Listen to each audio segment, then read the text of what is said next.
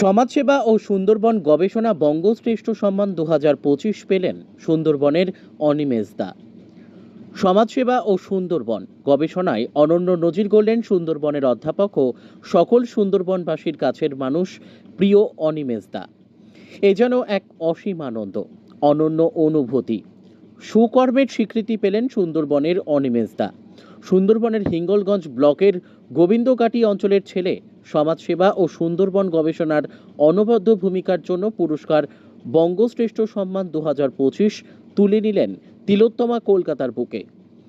সুন্দরবন সংলগ্ন নদীমাতৃক সন্দেশখালী ব্লকের কালীনগর মহাবিদ্যালয়ের বাংলা বিভাগের অধ্যাপক অনিমেষ মণ্ডল, রাইমনি স্মৃতি ফাউন্ডেশনের চেয়ারম্যান ও কর্ণধারও তিনি।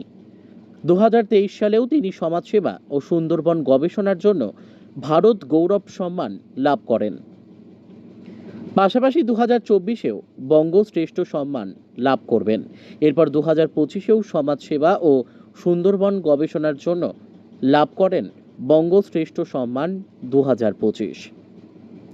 পুরস্কার তুলে দিলেন বিখ্যাত সঙ্গীত বিশারদ মল্লার ঘোষ। সুন্দরবনের স্বাস্থ্য, শিক্ষা, স্বনির্ভরতা, পরিবেশ রক্ষা, ম্যানগ্রোভ বনাঞ্চল তৈরির জন্য নিরলসভাবে কাজ করে চলেছেন অধ্যাপক মণ্ডল ও তার রাইমনি স্মৃতি ফাউন্ডেশনের সদস্যরা। সেই ভয়াল ঘূর্ণিঝড় আইলা, আমফান, ফণী, বুলবুল, ইয়াস প্রভৃতি প্রাকৃতিক বিপর্যয়ের তাকে সুন্দরবনের দ্বীপ থেকে দ্বীপান্তরে অসহায় মানুষের পাশে থেকেছে বারবার। সারা বছর নদী বাঁধ রক্ষায় গ্রহণ করেছেন ম্যানগ্রোভ বনাঞ্চল তৈরির কাজ। ইতিমধ্যে প্রায় 3 লক্ষের কাছাকাছি ম্যানগ্রোভ উদ্ভিদ রোপণ গড়েছেন সুন্দরবন বাঁচাও কমিটি। মায়েদের নিয়ে তৈরি করেছেন স্বনির্ভর গোষ্ঠী। পিছিয়ে পড়া ছাত্রছাত্রীদের জন্য তার প্রতিষ্ঠিত রাইমনি স্মৃতি ফাউন্ডেশন ও লিভ ফর হেল্প ফাউন্ডেশনের সহায়তায় বিনামূল্যে কম্পিউটার ও কোচিংয়ের ব্যবস্থা করেছেন। প্রান্তিকতার কারণে যে সকল সুন্দরবনবাসী চোখের ও স্বাস্থ্য পরীক্ষা করাতে পারেন না, তাদের জন্য বিনামূল্যে চক্ষু পরীক্ষা শিবির ও ছানি অপারেশন, স্বাস্থ্য পরীক্ষা শিবির। তিনি অনিমেষ বাবু, সুন্দরবনের অনিমেষ দা, আমাদের সুন্দরবনবাসীর গর্ব, সমাজসেবায় বঙ্গ শ্রেষ্ঠ, সুন্দরবনের প্রতিটি শিক্ষার্থীর অনুপ্রেরণা।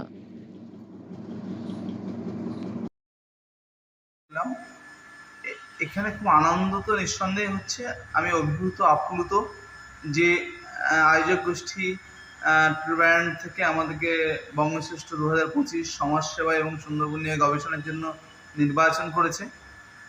এবং আমি ধন্যবাদ দেবো সঙ্গীত বিশারদ যে মল্লার ঘোষ, তিনি আমাকে এই পুরস্কার তুলে দিলেন, এবং দেবাশিস বাবু থেকে শুরু করে সৌরভবাবু যারা যারা ছিলেন প্রত্যেকে, এবং বিভিন্ন অভিনেত্রীরা যারা এসছেন, অভিনেতারা এসছেন, প্রত্যেককে আমার পক্ষ থেকে আন্তরিক শুভেচ্ছা। আমি সুন্দরবনবাসী হিসেবে আনন্দিত এবং গর্বিত এই কারণেই যে সমাজসেবা এবং সুন্দরবন নিয়ে গবেষণা এবং সুন্দরবনের যে বিভিন্ন প্রান্তিক অঞ্চলে ম্যানগ্রোভ প্লান্টেশন, যার মধ্য দিয়ে আমি বনাঞ্চলকে রক্ষা করা, এবং পাশাপাশি আমাদের নদী ভাঙন রোধে যে একটা বড় ভূমিকা নেওয়া হয়েছে, সেখানে আমি চেষ্টা করছি যে আগামী দিনে বিশ্ব উষ্ণায়ন থেকে বিশ্বকে রক্ষা করা এবং সুন্দরবনকে রক্ষা করার জন্য এই প্লান্টেশন, এবং বিভিন্ন দুর্যোগের সময় আমি চেষ্টা করে থাকি মানুষের পাশে দাঁড়ানো। যে বার্তা অবশ্যই আমি চাই মানুষ হয়ে মানুষের পাশে দাঁড়ানো, মানুষের জন্য এই বার্তার মধ্য দিয়ে আমি একথা বলতে চাই, আমরা প্রত্যেকের সামাজিক জীব, সমাজকে ফিরিয়ে দিতে হবে এইটুকু দায়িত্ব এবং কর্তব্য আমাদের থাকবে।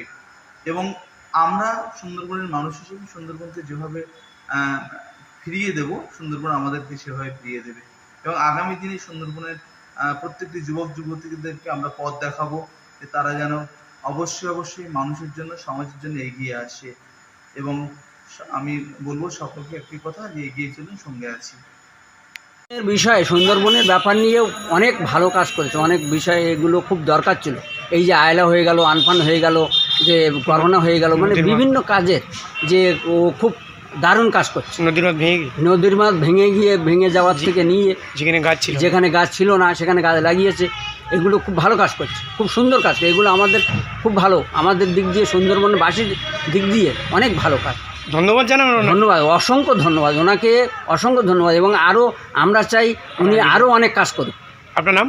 আমার নাম অসিত মণ্ডল। অ্যাকচুয়ালি খুব ভালো কাজ করছে, কারণ সুন্দরবনে যেভাবে নদীর বাঁধ ভেঙে চলেছে, তাতে গাছ না লাগালে হয়তো ভবিষ্যতে খুব খারাপ দিন চলে আসবে। তো উনি যেভাবে এগিয়ে গেছে আমাদের এই প্রত্যন্ত সুন্দরবনে, খুব ভালো জিনিস, ভালো করুক, এটা আমরা গ্রামবাসী হিসেবে ওনার এটা ভালো চাইছি। আপনার নাম? আমার নাম নেপাল বিশ্বাস।